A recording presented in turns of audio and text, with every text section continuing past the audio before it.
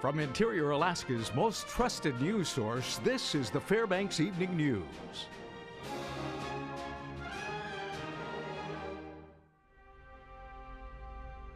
Thanks for joining us. Our top story, well, another school was placed into full lockdown early this afternoon after an anonymous threatening phone call. Isn't that right, Stephanie? Yeah, that's right, Daryl. I spoke to law enforcement and school district officials about the ongoing situation, and I have more now in this report. Law enforcement continue to investigate the series of threatening phone calls made to Interior Alaskan schools. We just had another call to a school at U Park, and so that makes call number 8. In total, 11 schools have been placed into lockdown as a response to the calls. Fairbanks Police, Alaska State Troopers, and the FBI are continuing their investigations in order to track down and stop the calls. Somebody making threats towards a school, a lot of times the charge that you'll see with it, if it meets the criteria of the state statute, is something called terroristic threatening or terroristic threatening in the second degree. It's very serious when you do put people in a kind of panic or a fear on that wide of a level. School district officials have said the calls seem to be related and are similar in nature. Whoever is making the calls seemed to know the correct verbiage to get a response from law enforcement. With all local law enforcement agencies that have responded to these threats, what we're kind of doing is looking, seeing what the similarities are, and kind of just really examining all that information. Further, this problem has been reported in schools across the state and up the West Coast. I mean, we've seen obviously Juneau, Fairbanks, a few in Anchorage. They're dotted all over the state. You know, certainly with the frequency and not only locally, nationally and statewide, I think they certainly are losing credibility because, of course, everyone has turned out to be not valid. New means of communication have been developed in order to efficiently notify parents of lockdowns. We're still working through some of those issues. We have some new technology that's very easy to deal with. We have some older technology that is not as easy to deal with. To work with law enforcement and ACS to see if we can track these at all too. So, so far I don't know that we have any results, but if they do get through, we're trying to track the calls. I'm Stephanie Woodard reporting. Fairbanks North Star Borough Mayor Luke Hopkins led a town hall meeting last night. The topic of discussion, the Alaska Industrial Development and Export Authority's interior energy plans. Jamie Schwartzwald reports. My calculations show that if you combine the utilities and you bring in lower cost money, you have a better chance of meeting that $15 target to the home. Ada's Bob Shefchik justifying the proposed $52 million purchase of Pentex and its subsidiary Fairbanks Natural Gas, saying the state authority only invests to bring economic advantage to a community. He led an hour-long presentation to local elected officials and members of the public. The Pentex purchase is expected to close at the end of July. He said public ownership of FNG combined with the municipally owned interior gas utility could save about $2 million in operation costs annually, as well as capital expenditure savings during build-out. You'll see between $5 and $11 million of savings, primarily in the size and length of pipe that's needed. He also discussed the passage of House Bill 105, which gives the Interior Energy Project options to shift away from transporting gas from the North Slope. The plan is to now transport gas from Cook Inlet either by truck, rail, or small diameter pipe, but Shefchik anticipates other options to surface. We fully expect 1 to 3 propane proposals and 1 to 2 North Slope proposals, and we'll evaluate those. FNG spent the bulk of last summer building out local distribution line, and the IGU plans to begin build out this summer. Borough Assemblyman Guy Satley and John Davies questioned why propane distribution systems are not being advanced. Look at, facilitating a distribution system of some sort of propane outside of what we're talking about for the pipe system. Those sentiments were echoed during the public comment portion of the meeting. Pre-solicitation notice that Ada published in the last week, it only talks about LNG. There's not one word in here about propane, not one word about a small bore pipeline. Now there is some legal language in here that allows Ada to look at other alternatives, but that's not clear to the general public. It's certainly not clear to the vendors. All right, when we come back, miners from across the state were at the Carlson Center today, sharpening their rescue skills. And in our weekly military report, one soldier found a way to get through winter this year by climbing mountains of ice. Those stories and more when we return. And welcome back. As Fort Wainwright gets ready to accept a new battalion and several Apache helicopters, some soldiers from the 6th 17th Cavalry Regiment are in the process of transitioning out of post. Those soldiers are getting their armaments and equipment organized and ready to move today at Fort Wainwright. The 617th Cav was active for 9 years with 3 deployments before it was inactivated last week. This is due to an aviation reconstruction initiative put forth by the Army to make way for 24 new Apache helicopters and the 1st Attack Reconnaissance Battalion coming to Fort Wainwright this September. 200 soldiers originally with the Kiowa Warriors will stay in Alaska to transition with the new battalion. Squadron Commander Matt Ketchum says his soldiers are now required to be trained for their new positions, so they will not need to train from scratch. They may be learning the new equipment and the new aircraft and how to repair those items, but the soldier's individual tasks remain the same, and he's responsible, and I'm responsible to maintain the individual soldier's readiness. So the nice thing about having a new aviation unit coming in behind us is most of my soldiers will be able to transfer right in and stay in Alaska as the unit transfers from Germany and then stands up the new Apache battalion here at Fort Wainwright. Miners from across the country traveled to Fairbanks to kick off a week of rescue competitions earlier today. Mike Fussell gives us a closer look. This simulation of ropes and curtains at the Carlson Center may be much less treacherous than an actual mine, but it's a crucial part of sharpening skills that could be the difference between life or death during a mining disaster. For the first time ever, the Mine Safety and Health Administration, a group of regional mines, chose Fairbanks to host the Central Mine Rescue Competition. Director of Central Mine Rescue Danny Peterson says the event helps the region's mines get on the same page procedurally. Training together, we'll know how each other responds to each disaster, so we can take a mine from Pogo and send them down to Greens Creek, and we're going to be trained the same. It's consistency in the training is what we want to see. The 3-day competition pins 8 different teams from Washington, Idaho, and Alaska against each other with the goal of carrying out rescue and safety procedures quickly and efficiently. The tests of skill include a rope rescue, equipment technician challenge, first aid competition, and a field course where participants navigate a replicated mine in the Carlson Center. Throughout the course, miners will encounter hazards like these, things like intense heat and loose gravel, and it will be their challenge to overcome these obstacles like a loose rib. Team Captain Josh Merle says challenges like this are important because they prepare miners for the worst of situations. Preparation for this isn't just 1 week come in, it's year-round, it's ongoing. Every week we do training, so it's a very specialized training skill, functional skill that we hope we never have to use, but we're ready. Jason Seidel, a competitor who has been in a real-life rescue, says the competition pays off. Once the patient was out of the water, I knew exactly what to do because of my EMT training as in Alaska, and through mine rescue is how I got certified. Reporting from the Carlson Center, I'm Mike Fussell. A soldier with the Fort Wainwright Stryker Brigade combat team has found something to keep him busy when he's not on official duty. Monty Bowen has details now in this week's Military Report. Staff Sergeant Charles Johnson went ice climbing at Fox Fall near Fox, Alaska this past winter. He works as a 1st Stryker Brigade Combat Team S3 and volunteers for the Outdoor Recreation Program. A couple years ago, I fell in love with the ice climbing, and after that, Bryson, an employee at Outdoor Rec, told me that I could volunteer. After that, I started volunteering to come on all their trips with them. Climbing can be an outlet for soldiers who have been in combat. Adrenaline can help keep them alive in the fight, but when they come home, some end up with an adrenaline addiction, and things like the climbing can help. You know you're getting higher and higher from the ground, and the only thing holding you in are the toe spikes and your ice axes.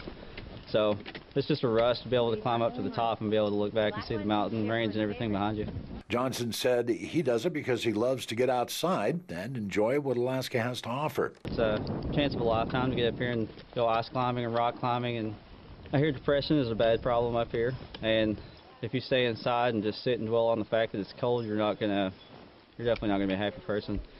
Outdoor Rec is a perfect opportunity for soldiers to get out of the barracks and get out and experience what Alaska really has to offer. This is Monty Bowen reporting. The Military Report is brought to you by Stanley Nissan. Innovation for all. Crazy stuff right there. Yes. All right, Joe Cook is up next with results and highlights from high school sports. Plus, he has a story about Nanic athletes who will be building a home for a needy family in Mexico. Those stories are next with Joe. Stay with us.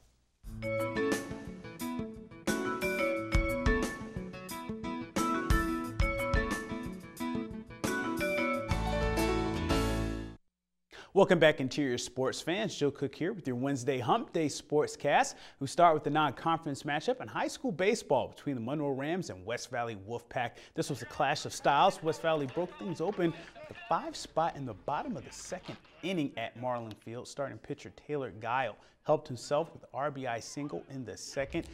The Pack led 7-0 after 5 innings. Now Monroe, they're known for scoring a lot of runs, but they ran into Guile. The senior had a no-hitter up until the last out of the game, but the Rams, they were able to get 3 hits and get a few runs as well. But the Pack, they bounced back from their 10-0 loss to Lathrop with a 9-4 win over Monroe.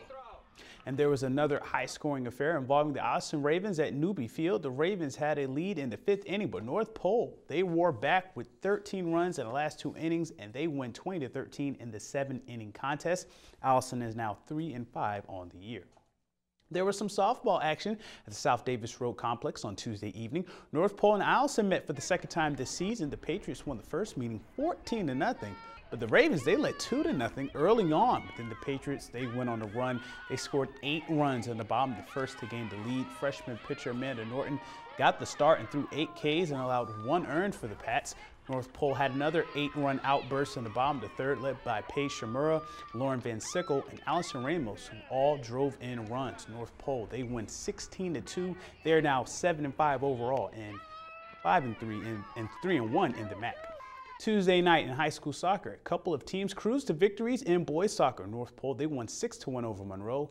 Garrett Woolman and Igor O'Rear both scored 2 goals in the win for the Patriots. They are now 5-3-1 on the year. Lathrop, they won 15-1 over the Allison Ravens. Pedro Messiah scored 6 goals for the Malamutes in the win. Nick Frazier, he scored for Allison, which is significant. It's their 3rd goal this season, which is more than they've scored the last 3 seasons combined for the Ravens. Now we have a story about UAF student athletes who will be taking a journey to help a needy family at the end of the month. It could be life-changing for everyone involved. Here's more. In the home of Alaska hockey assistant coach Ryan Reinheller are a group of student athletes having an important meeting. They are participating in Homes of Hope, a program where groups of people travel to Mexico and build a home in 2 days for a needy family. Reinheller, who the UAF Hockey Humanitarian Award is named after, did Homes of Hope back in high school. It was a life-changing experience. I remember coming home after that trip and I was just like, man, they seem just as happy down there, if not more happy, than most people up here, you know, and they have so much less. So it just kind of puts things in perspective. This is the 3rd year Alaska will be in the program. The first time was 2011. Matthew Freeze of the hockey team helped build a home in 2013. I think we helped a family down there of, I think it was 4 kids and a mom and a dad, and the place that they were living in was like a fort that I would have built when I was 10 years old in the woods with my friends. And it's hard to understand how they live, you know, like I don't get how they can even survive. This initiative is bringing the Nanook and Seawolf community together. This year, for the first time, Alaska and Anchorage will team up. Former Nanook goalie Steve Thompson, who is currently UAA hockey strength and conditioning coach, is bringing a contingent of Seawolves to Mexico to form Team Alaska. They will build a home for the Garcia Arellano family in Ensenada, Mexico. Matilde Arellano is a single mother with 3 boys who makes $20 a week working in a soup kitchen. These are the people Team Alaska will help. I'm really excited to see what God can do through us for this family. It seems like they really, really need a new home, so we can be a great way of sharing the hope of Jesus with them. Jamie Barnes of the rifle team, Jason Pace, the director of operations for UAF hockey, and Hannah Stevens-Rowland of the cross-country team are going. For Barnes and Rowland, this will be their first time out of the country. There will be plenty of team bonding as well, as this is a chance for student athletes from different sports to get to know one another. It's really fun to be able to intermix. You know, you have your own team and like you know of the other sports teams and you try to support them and stuff, but you don't always get to intermingle and really get to know them or on that kind of level. And there's always sometimes, you know, a little bit of rivalry between the teams and stuff too, just so it's a lot of fun to be able to get to know them and have a common goal. And that goal is to go to Tijuana and Ensenada, Mexico, May 28th through the 31st. If you want to donate to the Homes of Hope family in need and the UAF student athletes trying to make the trip to Mexico, there are website links and a GoFundMe link on the sports page of webcenter11.com. And that'll do it for sports tonight. Mike Schultz is next with your full weather forecast, and we'll catch you next time. Hello, everyone. Welcome back into our Wednesday night edition of the Fairbanks Evening News. Mike Schultz with you once again talking about weather. And what can I say? It was a beautiful day. Lots of sunshine, and the temperature went over the 70-degree mark. And we're expecting that to continue. In fact, getting even warmer for this weekend. We'll tell you more about that. You know, guys that are really enjoying this are these guys. They think it's just ducky being out there in this conditions right now. Pardon the pun. Yeah. Bill Brophy was able to get a photo of these cool ducks in a pond not too far away from Healy. And if you have a photograph that you want to share, any kind of animals, sunsets, weather conditions, anything going on, well, send it to photos@ktbf11.com. We'll share with the rest of the audience. I'm sure they'll really enjoy it.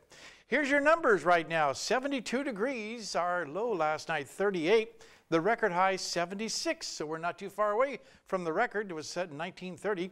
Record low, 22. That was in 2013, only 2 years ago. How about that? Sunrise and sunset, about 18 hours and 27 minutes. And that gives us about 7-minute gain from yesterday. On the satellite radar, all these clouds look menacing, but you know what? They're mainly high clouds, not a whole lot of moisture in them. And high pressure is going to establish itself and be the blocking wall in the atmosphere to keep any moisture away from us this weekend. We're looking at lots of sunshine. Like I said, temperatures could be approaching the 80-degree mark. How about that? What's going on across the rest of the state? As you can see here, things are pretty nice around southeast Alaska. Juneau at 69 degrees. Still raining around Kodiak Island, 46, and 57 degrees at Anchorage.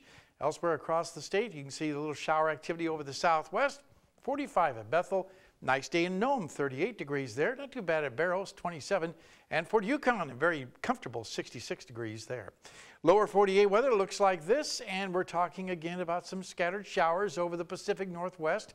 Even a few showers over the Los Angeles basin. They need that in the worst way for fire conditions, if nothing else. It won't touch the drought, but at least to keep the fires down. Thunderstorms rumbling across the deep south, and a lot of rain expected with this system. More rain across the northern plains around Minneapolis, and more thunderstorms over the deep south too. On the satellite and radar, you can see all this mess working its way across Texas, and it's moving very slowly, so lots of heavy rainfall being projected to move across much of this nation's central portion. And there's the showers over the Pacific Northwest and more showers moving across the deep south over the Los Angeles area, like I said. Well, this drenching thunderstorms are like bringing a flooding risk for San Antonio, Austin, Texas, Dallas, all the way up into Oklahoma City. And the outlook for this weekend is calling for, once again, the jet stream to be a main factor in helping to funnel more thunderstorms, some of those severe, across the nation's midsection. Spotty thunderstorms over the east and things clearing out over the west. Well, back to Alaska for tomorrow. For the northern sections, cloudy skies with fog and barrel, rain likely at Nome, and mostly sunny skies for Fort Yukon. Here in the interior, we're looking at, for the most part, a beautiful day, mostly sunny skies in Fairbanks and Delta. Breezy conditions around the Healy area, red flag warning for the winds out there, so keep it advised. If you don't have any fires burning, that's for sure. The high tomorrow in Fairbanks, 74 degrees. Over southeast Alaska, looking at sunny skies for Juneau, just partly cloudy skies at Ketchikan. While over to the southwest, for the most part, wind and rain for Cold Bay, rain likely for Kodiak, and rain changes to showers in Bethel. So that will definitely, obviously, be the worst weather in the state. Over the south central sections, increasing clouds for Anchorage, rain is possible for Homer, and cloudy skies in Valdez. Okay, time once again for our kids' weather as we wind down our kids' weather for this year. And we were visiting with the kids from Ladd Elementary School, and here tonight is a young lady with a question for me. Hi, my name is Cameron. I'm Miss Cam's class and at Ladd Elementary, and here's my question. Since we've been having a warm winter, do you think we'll have a warmer summer this year? Well, Cameron, I'm not trying to avoid this question whatsoever, but if you can have a coin, you may as well flip it, because that's exactly how we're going to have to do this, a treat this year, because it's just been unpredictable, and I don't think anybody has any idea how warm it's going to be or what kind of weather it is. We're just going to enjoy it right now until we get into the clouds and the rain. So thanks for that question. And tomorrow night, we'll wrap things up once again with the teacher from Ladd Elementary School with an interesting question and a surprise. And as always, thanks to Mount McKinley Bank for sponsoring our kids' weather. Here's your forecast for tonight. Partly cloudy, quite milder than last night. Tomorrow's forecast, look at that, 75, mostly sunny, even warmer than today. And the 5-day outlook, you gotta love it. look at those temperatures, 75, 76 all the way across the board, and that's being conservative. It may even get close to 80 by the weekend with overnight lows. Also, once again, very mild in the low 40s. Well, like I said before, guys, you know, it's just basically a coin flip. You can't tell what's going to happen. But it's nice. 70s, you know, I'll take it. It's great. Yeah. Time to get the kayak out. Yeah, the long range is showing possibly 80 next week. All right. Thank you, Mike. That will wrap up this edition of the Fairbanks Evening News. We're glad you could join us, but before we leave you tonight, KTVF and Bailey's Furniture are teaming up for a Spring Dream giveaway where you can win a furniture package from Bailey's valued at $2,500. And this week's mystery word, is it? Memory. Memory. That's right. Visit Bailey's Furniture for more information. Your chance to win tonight on NBC News. That is next with Lester Holt. It's your figuring out what's going on. Obviously, That's right. the big news is the train accident. That's right. We'll have more on that. All right. Well, from all of us here at KTVF Channel 11, we hope you have a good night. Good night.